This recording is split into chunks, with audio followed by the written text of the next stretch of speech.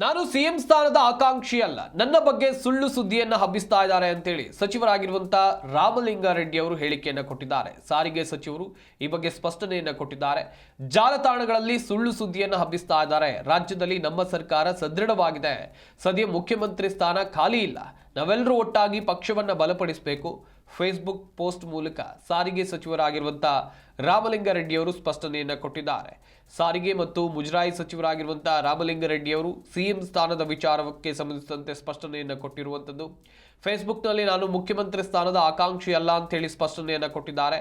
ಸಾಮಾಜಿಕ ಜಾಲತಾಣದಲ್ಲಿ ಕಳೆದ ಕೆಲ ದಿನಗಳಿಂದ ರಾಮಲಿಂಗಾರೆಡ್ಡಿ ಫಾರ್ ಸಿಎಂ ಅಂತೇಳಿ ಕೆಲವರು ಪೋಸ್ಟ್ ಅನ್ನು ಮಾಡ್ತಾ ಇದ್ರು. ಇದು ನನ್ನ ಗಮನಕ್ಕೆ ಬಂದಿದೆ. ರಾಜ್ಯದಲ್ಲಿ ಸರ್ಕಾರ ಸದೃಢ ಆಗಿದೆ, ಪ್ರಸ್ತುತ ಮುಖ್ಯಮಂತ್ರಿ ಸ್ಥಾನ ಖಾಲಿ ಇರುವುದಿಲ್ಲ, ನಾನು ಅದರ ಆಕಾಂಕ್ಷಿಯೂ ಅಲ್ಲ ಅಂತ ಈ ಮೂಲಕ ಸ್ಪಷ್ಟನೆಯನ್ನು ಕೊಟ್ಟಿದ್ದಾರೆ. ನನ್ನ ಮೇಲೆ ಪಕ್ಷದ ಮೇಲೆ ಗೌರವ ಇದ್ರೆ ದಯವಿಟ್ಟು ಈ ರೀತಿಯ ಆಧಾರರಹಿತ ಪ್ರಚಾರವನ್ನು ತಕ್ಷಣವೇ ನಿಲ್ಲಿಸಬೇಕು.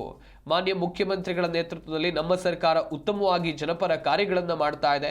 ಈ ಸಮಯದಲ್ಲಿ ನಾವೆಲ್ಲರೂ ಒಗ್ಗಟ್ಟಿನಿಂದ ಕೆಲಸ ಮಾಡಿ ಜನರಿಗೆ ನೀಡಿದಂಥ ಭರವಸೆಗಳನ್ನು ಈಡೇರಿಸುವುದಷ್ಟೇ ನಮ್ಮ ಗುರಿಯಾಗಿರಬೇಕು. ಪಕ್ಷ ಮತ್ತು ನಾಡಿನ ಜನತೆ ವಹಿಸಿರುವಂಥ ಜವಾಬ್ದಾರಿಯನ್ನು ನಿಷ್ಠೆಯಿಂದ ನಿರ್ವಹಿಸೋದು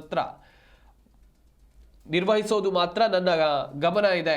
ಆದ್ದರಿಂದ ಪಕ್ಷದ ಮುಖಂಡರು, ಕಾರ್ಯಕರ್ತರು ಹಾಗೂ ನನ್ನ ಹಿತೈಷಿಗಳು ಯಾರೂ ಇಂತಹ ಗೊಂದಲಕಾರಿ ಅಥವಾ ಪ್ರಚಾರಕ್ಕೆ ಕಿವಿಗೊಡಬಾರ್ದು ಮತ್ತು ಇದರಲ್ಲಿ ಭಾಗಿ ಆಗಬಾರ್ದು ಅಂತ ಕೋರ್ತೇನೆ.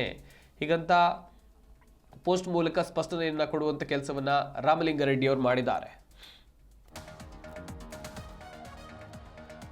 ಒಂದು ಕಡೆಯಲ್ಲಿ ರಾಮಲಿಂಗಾರೆಡ್ಡಿ ಅವರು, ಸಾರಿಗೆ ಸಚಿವರಾಗಿರುವಂತಹ ರಾಮಲಿಂಗಾರೆಡ್ಡಿ ಅವರು ಮುಂದಿನ ಮುಖ್ಯಮಂತ್ರಿ ಅಂತ ಹೇಳಿ ಸಾಮಾಜಿಕ ಜಾಲತಾಣದಲ್ಲಿ ಕೆಲವೊಂದಿಷ್ಟು ಪೋಸ್ಟ್ಗಳು ವೈರಲ್ ಆಗ್ತಾ ಇತ್ತು. ಈ ಬಗ್ಗೆ ಖುದ್ದು ಸಚಿವರಾಗಿರುವಂತಹ ರಾಮಲಿಂಗಾರೆಡ್ಡಿ ಅವರು ಸ್ಪಷ್ಟನೆಯನ್ನು ಕೊಡುವಂಥ ಕೆಲಸವನ್ನ ಮಾಡಿದ್ದಾರೆ.